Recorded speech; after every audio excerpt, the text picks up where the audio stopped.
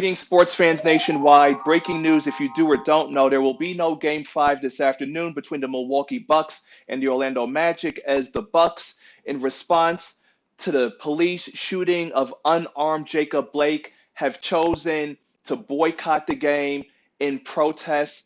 And I am actually happy that they're doing this. They are doing what the LA Clippers in 2014 failed to do. CP0, Blake, Kia Griffin, concerned with keeping their commercial endorsements, did some half-hearted bullshit of putting their warm-ups on center court and going through drills in their uniforms turned inside out. That doesn't make a difference. There's no ramifications behind what the Clippers did in 2014. But here we are in 2020, NBA restart, NBA bubble, under Black Lives Matter, and we have the Milwaukee Bucks in response to the Kenosha, Wisconsin police, who again shot in the back 7 times unarmed Jacob Blake, who thankfully is still alive, even though there's reports that he is paralyzed from the waist down. And everybody's upset.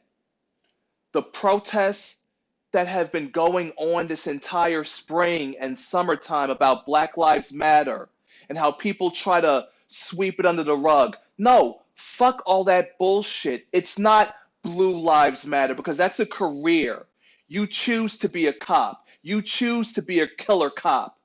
And even worse, being a racist killer cop, shooting unarmed, innocent African American men, women, and children.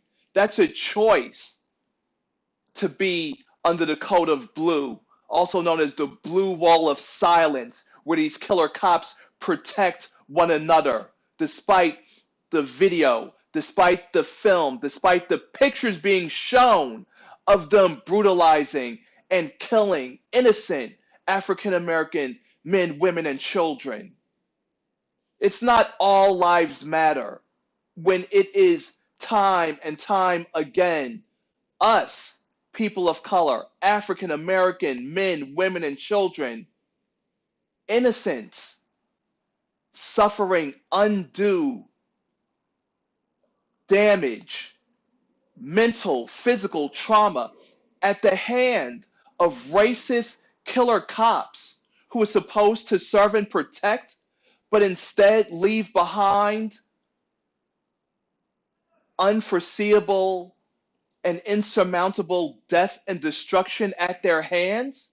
This is what we go through. This is what is happening with us in America. And clearly, despite all the protests, despite all the marchings going on, to see video footage of 2 to 3 cops, but then you see more in the background, for them to shoot an unarmed man in his back 7 times, is reprehensible. It is discouraging. It is upsetting.